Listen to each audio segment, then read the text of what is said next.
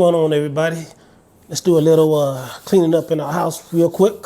So please subscribe, hit the notification bell, like the video if you can. Today I want to talk about family and different generations and how to try to get together with your family and how to try to keep the whole family land together, whole family structure, and keep your family as a close-knit, unit. I recently moved back down close to the south from the west coast, and trying to get that sense of family back. I was gone for many years, so I'm trying to get back into the groove of being around more family and visiting family more often now that I'm closer here in the Texas area. So recently, about 2 weeks ago, Mother's Day weekend, I went down to my mom's house, and unbeknownst to me, I didn't know that we were going to be doing the cleaning thing at my grandmother's house, formerly my Aunt Pearl house, which she passed, I think it was last year, in April of last year, 2020. And so no one's been living in the house since then. I think she lived there, and I think I lived there. Well, I know I lived there back in 1998, and I think we're the only two people that lived there.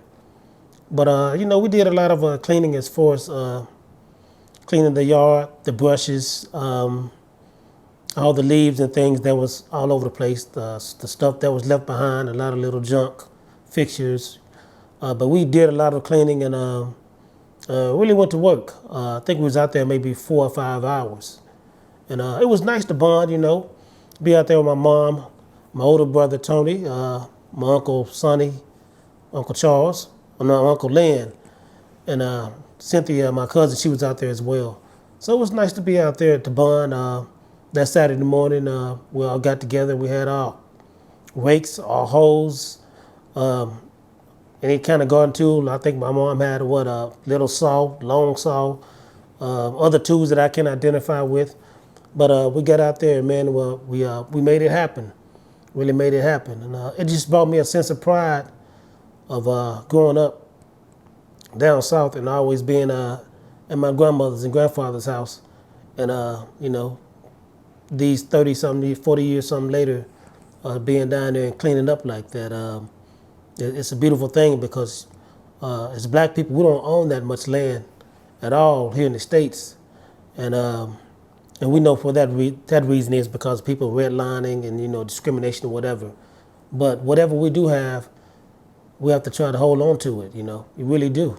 And I know some people that I know, they just let the land just go away and just it's gone. Recently I had my son told me about a friend of his had a grandmother that owned a house in Arizona, and had it for years, and all of a sudden it's just she went to a group home, I think, and the house is gone. I mean, somebody else is own the house now and the property. So it's really important for us black people to hold on to the little property and land ownership that we have. So, like I said, it was a privilege, man. It just made me think about, how passionate I am about trying to leave a legacy for my kids and leave land and, property to my sons, because you just never know how things are going to turn out. So you want to put them in the best place that you can before, you leave this earth. But again, like I said, it was a fun, man. It was fun cleaning up. It was fun just being around family and doing working hard like that, and putting in some good work for a good cause. And I wish we had more of our family down there to do that as well. We certainly would have cleaned up and would have been done a long time ago. We needed the help. Well, I think I did. But again, I took a lot of pictures and videos of us cleaning up at my grandmother's house, formerly Aunt Pearl's house.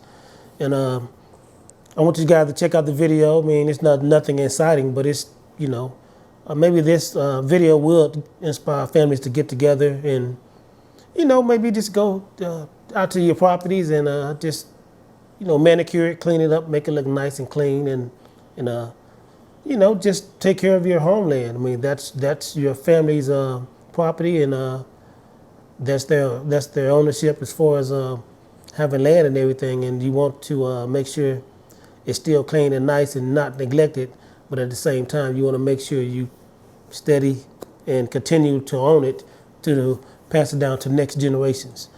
Now, my mother told me some of my cousins around my age were talking about maybe tearing the house down and building a new house because there's plenty of land out there for a way bigger house. And I'm down with that, and I'm willing to contribute, as much as I can to do that.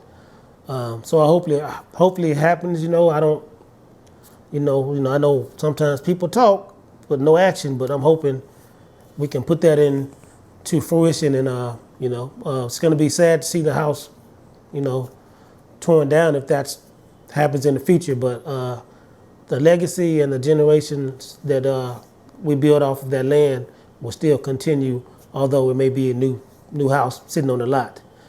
So guys, I hope you enjoyed this video. And like I said, it's all about inspiration with you and your family, preserving your long life homeland and properties.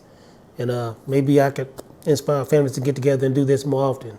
I think we're going to go back down there in, I say September around Labor Day, and probably burn all the grass and stuff that we piled up, which is about this high. And have a little good old-fashioned country bonfire, I guess, and gonna have a good old time when that comes up in September. Again, guys, please like, subscribe, hit the notification bell. Should have more content coming out as much as I can. I'm trying to stop being lazy and just tell my truth. A lot of times I think maybe it's not exciting, but maybe it's not inspirational, but maybe it is to somebody. So if you have content, just put it out there. You never know who you might inspire. So that's what I'm going to start doing, and I'm going to stick to it. But anyway, again, like, subscribe, hit the notification bell. I'll talk to you guys later. Peace.